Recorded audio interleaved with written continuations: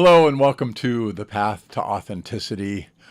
My name is Chris Templeton and I am really pleased to be here and having the opportunity to present to you today. I am the founder of Oh, the Stories We Tell, which is basically 3 questions and a resulting model. It's all based on common sense, and I hope what you find is a way to be a better version of yourself like this model has delivered to me for a good 15 years. I've been working on it for 18 years, and it has really had a dramatic impact on so many aspects of my life that are magnitudes of order better than they possibly could have been without this practice and this model.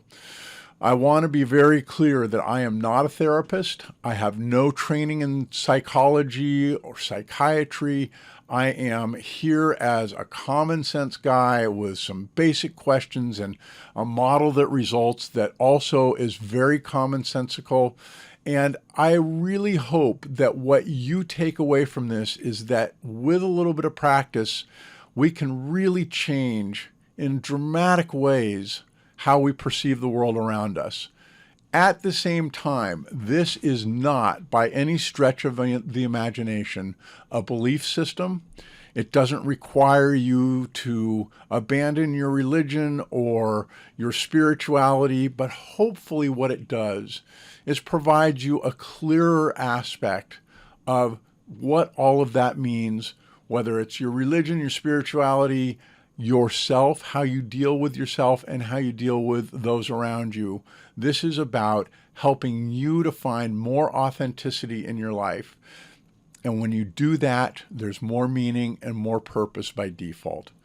So thank you for being here. I want to just get started, and let's start with 3 quotes from one of my favorite people that was on the planet in the 19th century. His name is Viktor Frankl, and he was a psychologist and also in the concentration camps during World War II. And here's what he said in his book, Man's Search for Meaning. We who lived in concentration camps can remember the men who walked through the huts comforting others, giving away their last piece of bread. They may have been few in number, but they offer sufficient proof that everything can be taken from a man but one thing: the last of the human freedoms, to choose one's attitude in any given set of circumstances, to choose one's own way. And fascinating that that could be the perspective that somebody has in the middle of the most atrocious conditions possible that anybody could possibly imagine, and he still found a way to have meaning in his life. Once the meaning of suffering had been revealed to us, we refused to minimize or alleviate the camp's tortures by ignoring them or harboring false illusions and entertaining artificial optimism. Suffering had become a task in which we did not want to turn our backs. We had realized its hidden opportunities for achievement. Oh my God, it just blows me away that that's what his experience was in these concentration camps during World War II. And then the final quote, the one that really I think is most important for our work today, is between stimulus and response, there is a space. And in that space is our power to choose our response. In our response lies our growth and our freedom. In our response lies our growth and our freedom. And the thing that's so fascinating to me about this is we're taking somebody in the most egregious conditions possible, and still he was able to find meaning throughout that experience and through the rest of his life. And so I want to use that as kind of a baseline as we go through and talk about this model and the questions. So let's get started. There are 3 questions that I have come up with and I started this in 2003 after reading Eckhart Tolle's the Power of Now. Not Oh, the Power of Now. That's me. Oh, the Stories We Tell. The three questions that I came up with are this. What's the story I'm telling? Does it serve me in this moment, in this moment, in this moment? Not did it serve me years ago? Did it serve me yesterday? Right here and now, is what I'm thinking, is the story that I'm telling, is it serving me? And going back a step to question one, I define stories as anything you think or visualize about yourself or about others. And so what I want you to keep in mind is that that is really what we're defining as stories. And the beauty of stories is that what it allows me to do is to take a step back from my thinking, look at it more objectively, and also to recognize that it can be editable, that I can edit my stories. And this is the whole idea of having that space between stimulus and response. If we're stuck by default with a stimulus of something we don't like about what we're seeing or what's going on within our world, and we have an automatic response, that typically doesn't serve us. We also happen to know in the moment that it doesn't feel very good, and this is something that I'd like to change. So the idea becomes, with the first two questions, is this story, what's the story I'm telling myself? Oh, a little space. And is it serving me in this moment? A little more space. And then the third question is there a more authentic story I can tell? And we just know that when we ask question two, we know if it's serving us or not.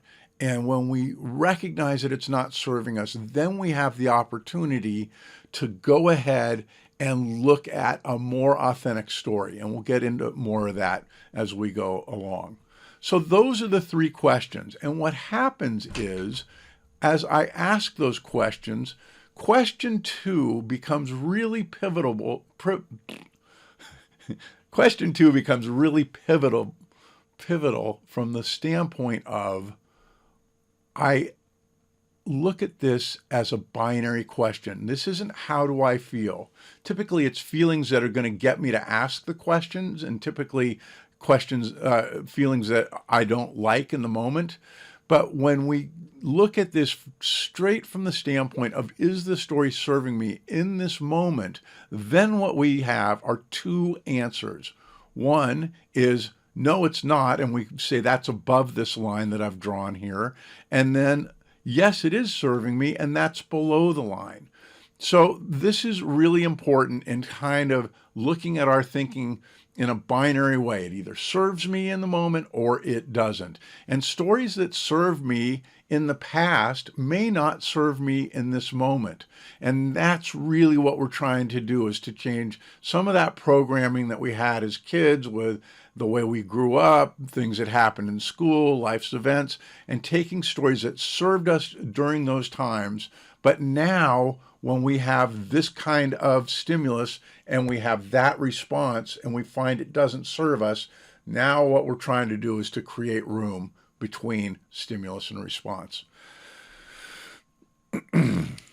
Moving on, what I say is that above the line, when stories don't serve us, we're in little me mode. And below the line, when stories do serve us, we're in authentic me mode. And we all know what it's like to be in little me mode. We're cranky, we're fearful, we're feeling powerless and like a victim. All of those things are little me land thinking. Very, very fear-based. Below the line, when we're thinking authentically, we're more open to a broader story about what's going on either within us or around us. And we are very much more curious. So on the top of the line, we're very fear-oriented above the line, and below the line, it's curiosity. Gee, what is this story? Is there something that I can modify in the story that's going to make me feel like I'm serving myself better? And so those are the two main thoughts. Those are the two main selves. And there's one more, and that's what I call enlightened me.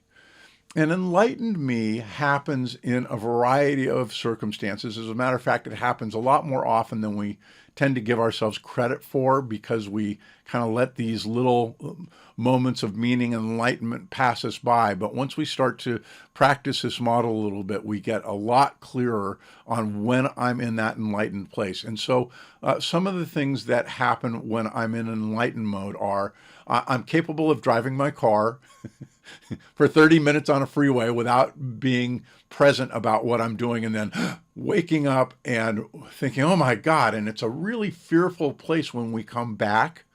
But when we think about those prior 30 minutes, it's a really quiet, Jill Bolte Taylor talks about deep inner peace. It's a really fabulous place. It's also how we feel when we're newly in love, when we see our kids, that sort of thing. All of those things fall in our enlightened place. So those are the three me's. Little or lesser me, which is having stories that don't serve me. Authentic me, having stories that do serve me, where I'm solution-oriented, I'm curious, I feel grounded. And then enlightened me, where I'm able to do things like drive the car for 30 minutes without knowing it, or work on a project for 3 hours and have it feel like it was nothing, what's often referred to as flow state.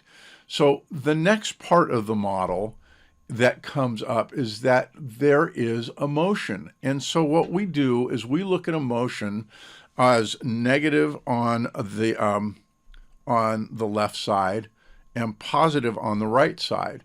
And the thing that's fascinating about this is that when you think about it, the range of emotion up here is much greater, because I can be in a rage, I can be super positive, everything's wonderful. I have a much greater range of emotion. As I come down below the line, I can still be frustrated down here and still be pretty happy here, but it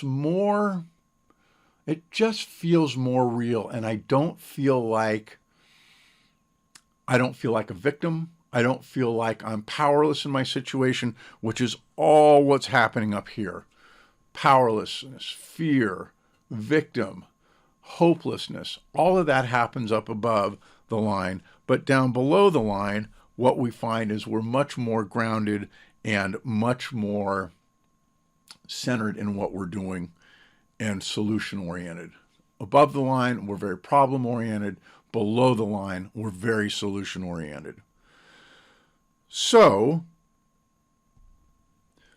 when you dial in all of the emotions, what we find is that there's a lot of negative emotion on one side, a lot of positive emotion on the other side, very neutral in the middle, and then down in our enlightened place, this is where people say, this little light of mine, outside of the triangle, this is where we talk about God, we talk about infinite intelligence, the universe, spirit, God, whatever words work for you. And if none of that works for you, you can dismiss it. If you don't believe any of this, that's fine. There's still a place within you that is connected in ways that we just know when we're there. So, moving on, what I want you to know is that the other thing that happens is we get to a place where when we're really cranky and not in a good place, there's this little guy that I like to call the protector that kicks in. And the protector is typically referred to as the ego. We say all the time the ego is the enemy and that we don't want to deal with the ego. And I want you to change your story on that. I want you to recognize that instead of it being the ego and something that we need to get rid of, that this protector is here to serve you. It's here to keep you safe. and it's very, very, very good at looking out for problems. It's part of the fight, flight, or freeze response. It's hardwired in us, in our brains, to be looking out all the time for problems. The problem is now we are not in a place where we need to worry about lions and tigers and bears, are we? And so what happens is this little guy gets very focused on everything around me and looking for problems, being fear-based. And so he's very good at finding all the issues that I'm dealing with, but he is terribly, terribly misguided in solving these issues. And as a matter of fact, when you think about it, one of the real problems with the protector is we let him really get off, and he might start out here and gradually move up and up and up, and finally, he's in a rage and that sort of thing. What our whole goal is to help bring him down. And I doesn't even mean below the line. Like if I'm up here and I can bring this part of me down here, it's a huge good thing. And if I can then take the next step and get down below the line, I may even get into a positive, or even to from neutral to a positive place. And so when we look at the protector as somebody that is here to serve us, we put him on a pedestal. We don't try to push him away. What happens is, just by him being heard or her being heard, he or she may be up here. And when we listen to it and say to you, what is the story that the protector, that aspect of me, is telling? And can I, first of all, figure out what's important about it and give it a voice? I think it's so important to have a conversation like the counter agent at an airport who has a customer come up whose flight's just been canceled, and they are mad. They're way up here, and they're going to dress that customer service agent down, even though that customer service agent had zero to do with why that flight was canceled. 99.999% of the time, it's never the counter agent that had that caused the problem. But the protector needs to vent.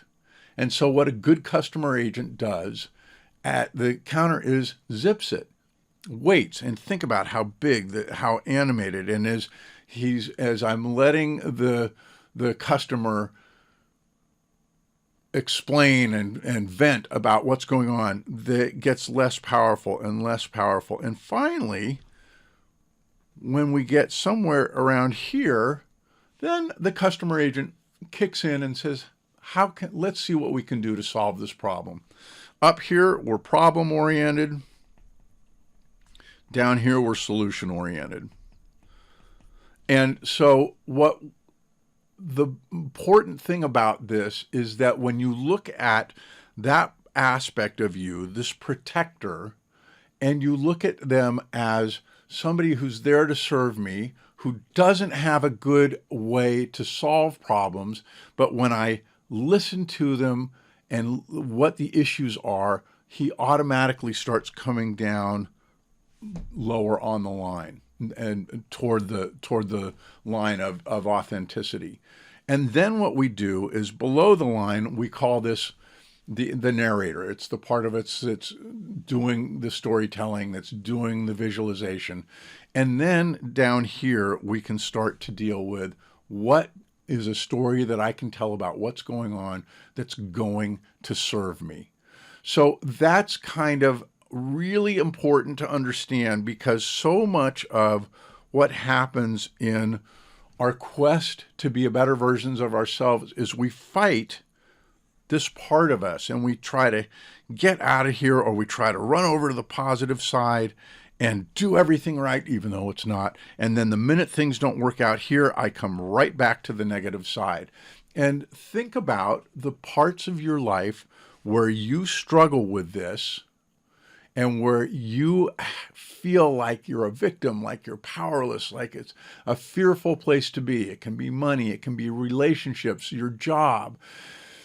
The thing that really is a drag about the protector is if we let him go unchecked, instead of moving from maybe here down this way, instead he builds his case and gets stronger and stronger and more negative. And that is all happening in our heads. So we take something that is pretty basic and we end up making it a much worse thing. We start to change our behavior towards other people, if it's work or interpersonally related. And I'm making the situation worse. And when I recognize that that's part of what happens with the protector, then I have the ability to change it. And the reason that we look at story as the way to do this is because I can change my physiology and my emotionality based on just telling a more authentic story. When I recorded this morning and realized that it wasn't working, and then tried it again and it didn't work, if this had happened to me 15 years ago, I would have been through the roof. I had another podcast that I had to do the following hour, and I could have been a wreck for that because I would have let the protector go and taking something that was really here. Yeah, I really wish that the recording could work, but I would have taken it up here and made it a far bigger thing. Instead, what I did was I told myself, I said, okay, yeah, this is not the way that I want it to be. And this is one of the things that's so critically important, is that what we don't do is look at this like it can't be changed. And so when I looked at what was going on, I said to myself something along the lines of, yeah, this is no fun. Really wish it didn't happen. Would love to figure out why Facebook Live dumped me as I was recording this. But I know that when I get onto this next podcast that I'm going to be fine, and that I really want to do the best that I can in the face of that adversity. So I did that podcast. It was fine. Then I want to record this offline, and I had to set up this whole thing so that I could use different angles and talk to you in different ways and show you what was going on. And all of that was because I was able to stay probably somewhere in here, right? And then as I went and worked on that, was on that other podcast, I went over here and really had a great time. And then after that, I came back over here because I was trying to figure out this program to make sure that I could illustrate to you what it was that I was doing. And all of that took time.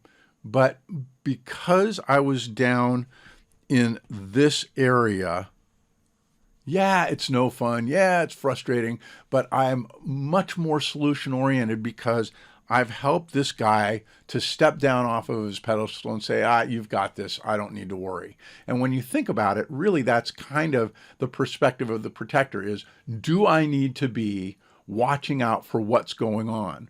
And if I don't, I'll be quiet. And when I'm quiet, this lightness that you can see down here starts to show up, and this darkness from up here goes away. Think of the protector as kind of working in two different perspectives. One is I've got the dark shades on and the cloud is over me, or I'm super positive and I'm thinking positively and everything's going to be great, but it's not. And so when I recognize that that's the kind of thing that is going on with me, when I'm in Little Me Land, when the protector's fully engaged, and I know that what I need to do is to talk him down, to help him to come down, when I do that, oh my gosh, my world changes so dramatically because my emotionality is much less. When I'm down here, I'm feeling so much better about what's going on. You know, one of the things that comes up a lot is people say, well, what's the purpose in my life? Where's the meaning? And my answer is the meaning and the purpose in life all are down here. And typically, where we really ask the questions from a victimization place are here. How am I ever going to get out of this financial situation? Am I ever going to have a relationship that lasts? And you can hear the victimization in it. And so we can't find, as a result of those stories, we can't find meaning and purpose because it doesn't exist up there. And so anyway, that is really important to recognize in regards to how the protector impacts your life on a day-to-day basis. And that with practice, and that's what I want you to walk away with more than anything else, is that if you define your life as practice, what's going to happen is you're going to be in a situation where when things go wrong, they don't go as wrong. I'm closer to the line, even though I'm in Little Me Land.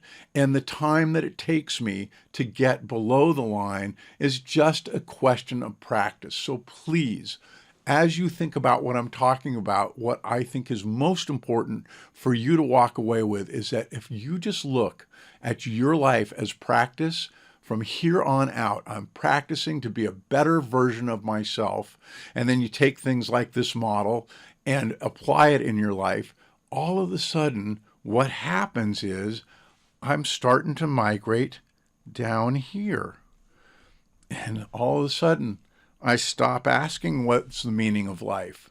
I stop looking at trying to find my purpose.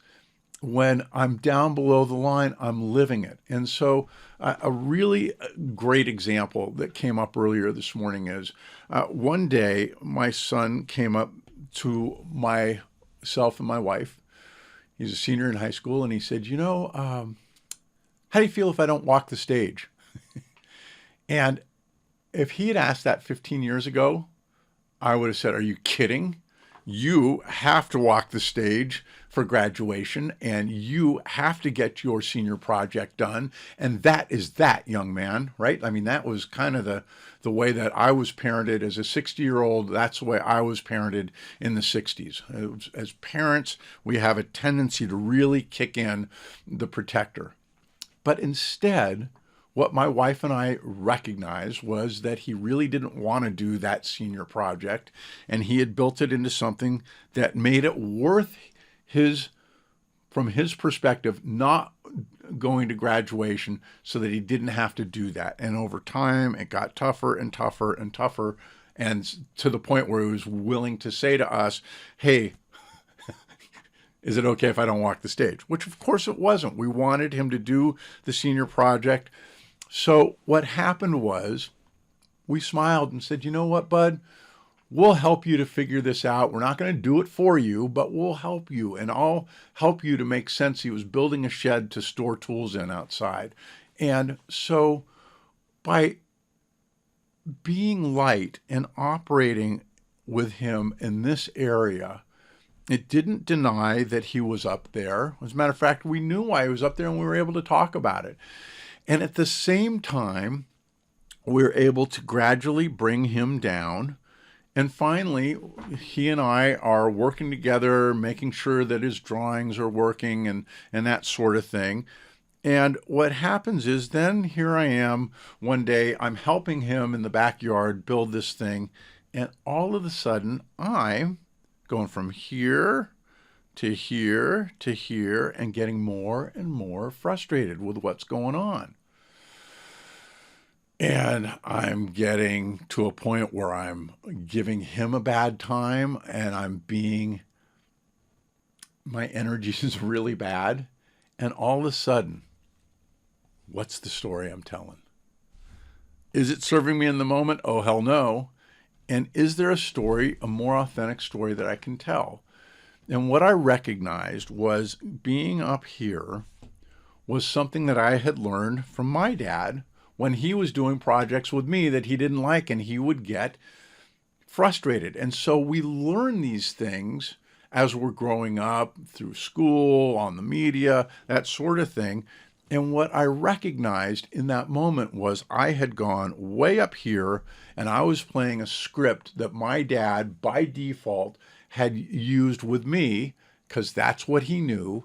And I had all of a sudden the presence of mind to say, okay, I was still frustrated, but I was able to come down below this line and say to my son, hey, bud, I am really sorry about my behavior right now. I wasn't yelling and screaming at him, but he could feel that I was getting really uptight.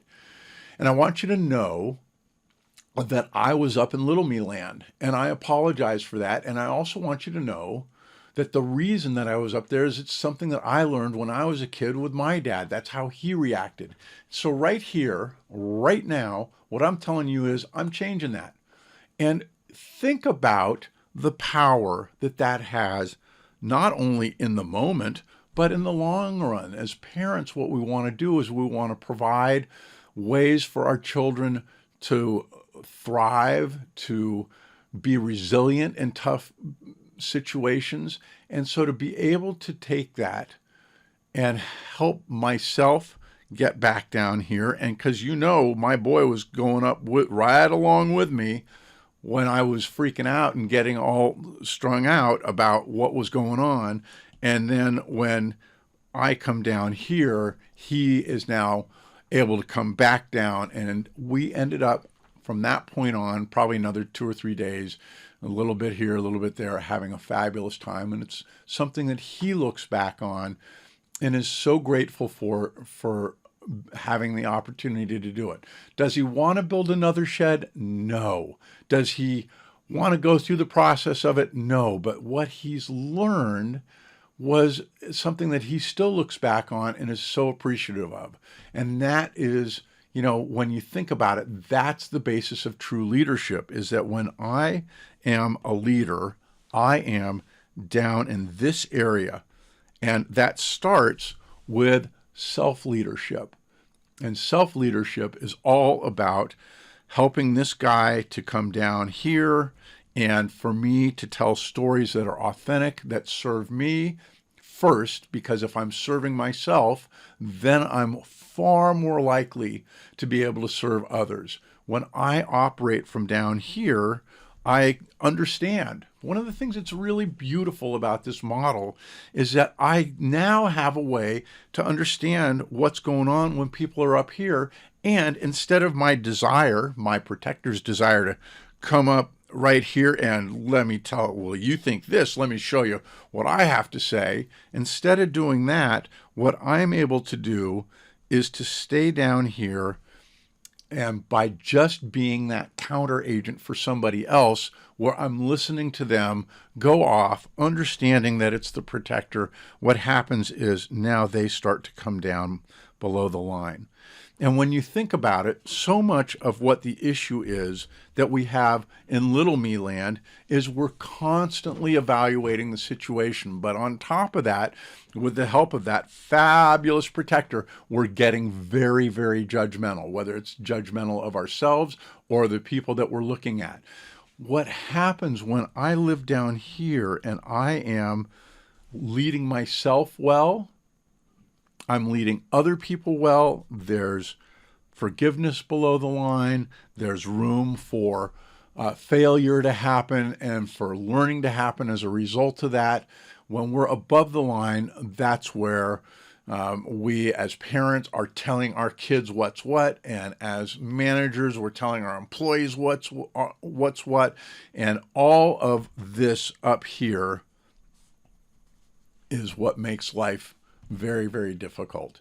And when I recognize that I have the power to choose my response and to focus on the process and the practice of being down here more and more often in an authentic place where I feel like I have the ability to have agency in my world, that I'm curious about what's going on, that I am centered and grounded. What also happens is when I'm down here, little things like that experience with my son become really powerful stories at a much more basic level.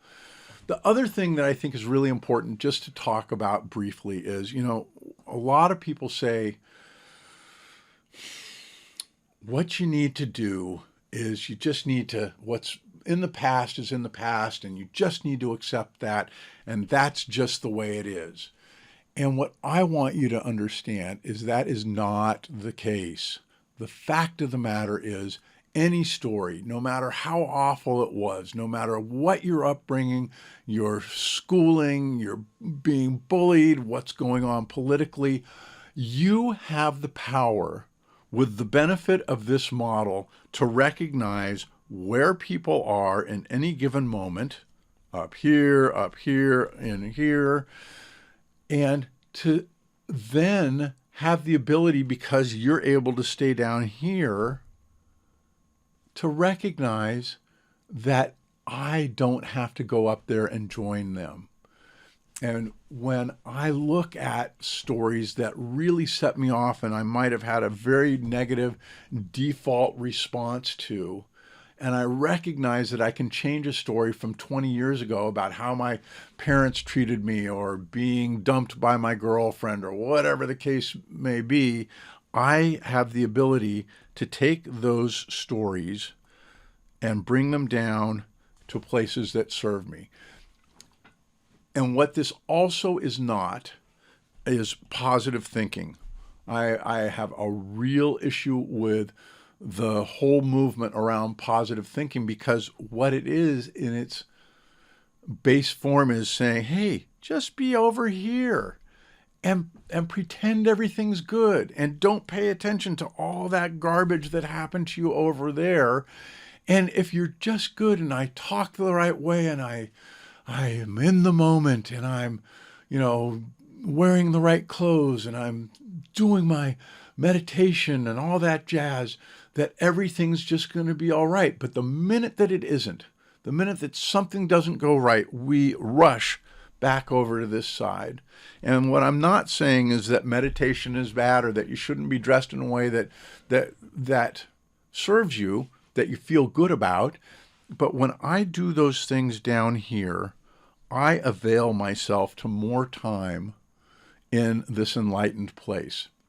So I meditate, but not to get down here. I meditate usually long enough so that what happens is the protector gets quiet and turns back into the narrator, and it helps me to have through my day better experiences and to be in a place that serves me. And then occasionally I have a great experience with my wife the other day. We took a road trip and just had a marvelous time. And it's because since we're so comfortable with each other, since we know that we don't live up here with each other, I get to be down lower and lower, and little things, holding hands, having a nice lunch, enjoying each other's company, puts me down here more and more often. And then what I find is I'm in a more enlightened place, and that is a really lovely place to be. But I also understand that I'm still going to go up here occasionally, hopefully not up here. Usually what I can do is stay lower, closer to the line, and that I'm going to spend a lot more time here. I'm going to recognize when I'm here with things that I would typically, from this place, say, oh, that doesn't matter. I'm trying to get to full happiness and full enlightenment. And we can't go from here to what is perceived to be over here that quickly. And what we really mean is that what we want to do is come down here. It's about practice. It's about taking the time to think authentically instead of positively, that allows me to look at all these different aspects of a situation and say, okay, where do I want to be? Can I be a little happier about it? Can I figure out ways to help these people or these situations to be more authentic, where I've looked at them and I've put myself in a situation where I'm now able to create meaning out of that. Not that I'm trying to create meaning, but what I'm trying to do is talk down that protector and let this light shine up into my life more and more often. Whoo! I hope you enjoyed that. I really love what I do, and I want you to know a few things. First of all, you can find me on Instagram and Facebook at Oh, the Stories We Tell. And also you can check out my link tree at linktr.ee/oh the stories. And there's a lot of information you can find out about what's going on with me in terms of this. One of the things that I want to just say, though, unequivocally, is this is not about following me. This is about having something that you can take for yourself and measure it against anything that you do to be more authentic, whether it's your religion, spirituality, moving from positive thinking to authentic thinking, being a better parent, a better employee or manager. This is about having that tool to help you to get yourself to that place more and more often. So there's stuff about me, but I really, that's not what this is about. So that's where you can find me there. You can also find me on my website on ohthestorieswetell.com, where you'll see the model and there's articles and that sort of thing to help you to internalize this more and more. And then finally, what I would really appreciate you doing, if you found this to be valuable, is I would really like it if you would go and search for Oh, the Stories We Tell on YouTube. This little bubble with Oh, the Stories We Tell in it will come up. That's my channel. And I don't have enough likes yet where it is, I'm able to do a vanity URL, YouTube/Oh, the Stories We Tell. And so if you would like that page, it would be really great. And then as a result, there's the Honesty Project with my fabulous friend, Melody Hilton, who I told about this model probably 8 years ago now. And she came to me right before the pandemic and she said, what if we did a little podcasty type thing where I talk about an issue that I'm having and we apply it to the model. And so there's all kinds of great stuff there, and shows us putting the model into practice can be really valuable for you. And it's certainly been valuable for me, and I know Melody feels the same. So with that said, I'm wishing you the best of all days and authenticity to move forward. Thanks and take care.